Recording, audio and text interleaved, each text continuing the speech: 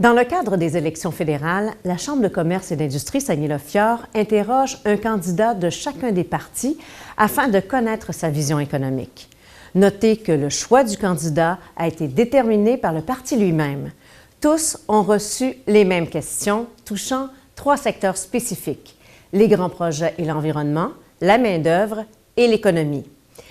Ils ont eu tous le même temps pour y répondre.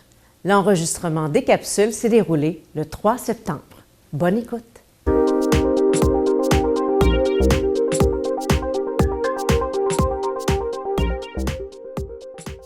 J'ai le plaisir d'être en compagnie de Richard Martel, candidat du Parti conservateur du Canada dans la circonscription de Chicoutimi-Le-Fjord.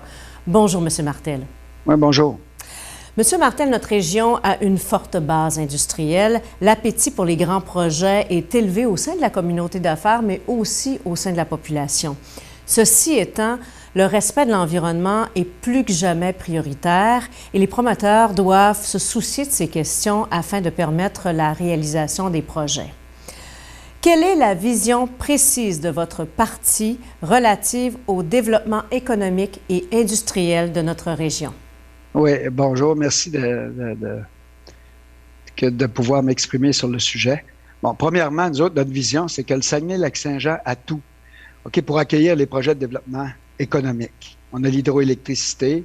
Les projets qui sont faits ici sont les plus verts au monde. Je pense qu'on a l'expertise aussi pour les projets de développement économique. On a le Saguenay, on a Grand-Anse. Alors, c'est une région favorable à l'avenue de projets de développement économique.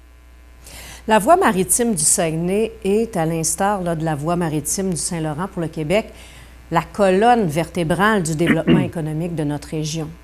Comment, selon vous, devrait être utilisée la voie maritime de la rivière Saguenay? Bien, la voie maritime devrait pouvoir comporter plus de trafic. On veut agrandir les installations possiblement de Rio Tinto. Si on veut aussi rajouter des bateaux pour les croisières, alors il faut qu'on est capable d'avoir plus de trafic maritime dans le Saguenay, puis c'est extrêmement important aussi pour le développement économique. L'autre chose aussi, il faut donner des signaux forts. Il faut que Port Saguenay, les investissements soient là-bas pour que tout, on connecte l'électricité, on connecte le gaz naturel, on connecte l'eau, pour que les infrastructures soient adéquates, puis dire aux gens qu'on peut amener des projets de développement économique ici, tout est en place. Alors, c'est ce qui met un terme au sujet numéro 1 qui touchait les grands projets et l'environnement. Le second sujet maintenant, la main-d'œuvre.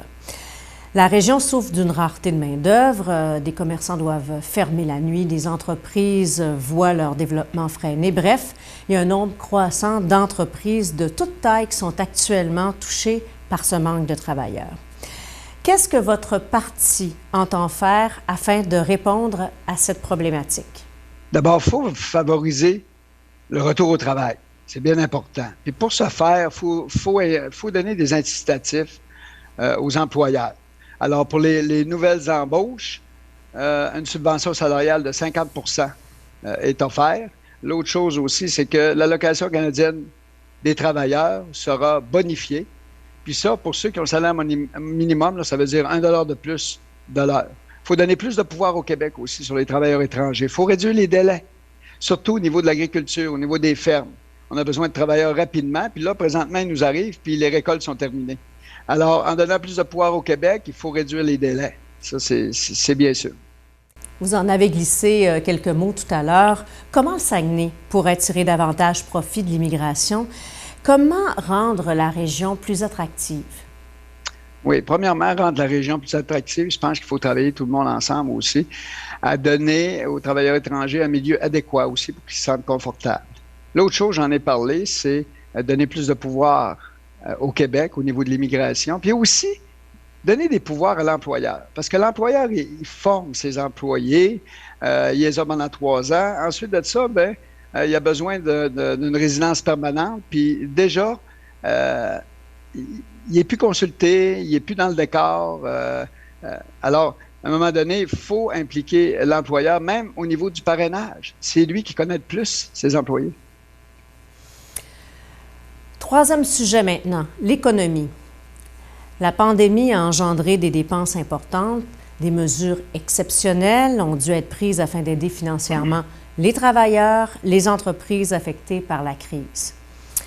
Qu'entend faire votre parti afin d'enrayer le déficit accumulé de plus de 155 milliards de dollars? D'abord, ça prend un gouvernement responsable.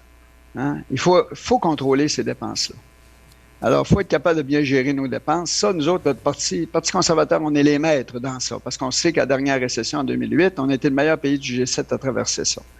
Bien sûr qu'il faut absolument avoir une croissance de 3 par année. Il faut s'organiser pour ça. Alors, bien sûr que, encore une fois, c'est vraiment de contrôler nos dépenses. Ça, c'est extrêmement important. Puis c'est pour ça que ça prend un gouvernement responsable. L'industrie forestière, maintenant, est extrêmement importante pour l'économie de la région. Cette industrie vit de nombreux défis depuis plusieurs années. Si vous êtes élu, comment prévoyez-vous soutenir l'industrie forestière au Saguenay? D'abord, le conflit du bois d'œuvre entre les États-Unis et le Canada, faut régler ça. Alors, ça traîne encore. Ça, c'est extrêmement important, une question de taxes. Puis ça désavantage souvent nos entreprises ici. L'autre chose aussi, avec les changements climatiques, ça change le milieu des forêts. Alors, c'est certain qu'il faut absolument investir dans un sauve-feu pour leur donner aussi des moyens de détecter, des moyens de combattre les feux le plus rapidement possible. Aussi, s'occuper aussi des tordeuses d'épinettes. Avoir un plan pour le caribou forestier sans pénaliser les travailleurs. Alors, c'est tout ça ensemble qu'il faut être très vigilant sur ça. L'économie est aux prises avec une hausse de coûts en général, frais de transport, panier d'épicerie, salaire des travailleurs. Ces hausses pourraient nous entraîner dans une spirale inflationniste qui risque d'avoir des répercussions importantes sur nos entreprises. Quels gestes concrets entendez-vous poser pour limiter la hausse des coûts dans tous les secteurs confondus?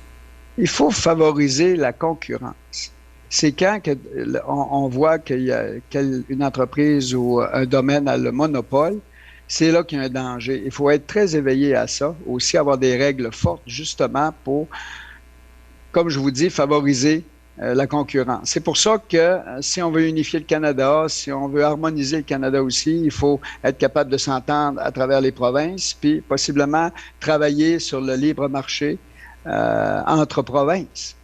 Mais comme je vous dis, il faut éviter le monopolisme et favoriser de la concurrence. En terminant, Richard Martel, quel est votre message pour les gens d'affaires de notre secteur, de votre circonscription, mais aussi de Saguenay-le-Fjord? Bien, le message, là, c'est pas compliqué. J'ai été sans équivoque le député qui s'est battu pour les grands projets de notre région, qui s'est battu pour la voie maritime du Saguenay, pour les investissements à grand port, puis je le ferai. Je ne le fais pas pour une question de vote, je le fais pour ma région parce que j'ai ma région à cœur, puis il faut que cette région-là prospère. Merci. Richard Martel, candidat du Parti conservateur du Canada dans la circonscription de Chicoutimi-le-Fjord, merci et bonne campagne. Merci beaucoup. Voilà. Nous vous invitons donc à aller voter, soit par anticipation, les 10, 11, 12, 13 septembre prochains ou le jour de l'élection, le 20 septembre. Merci et bonne campagne.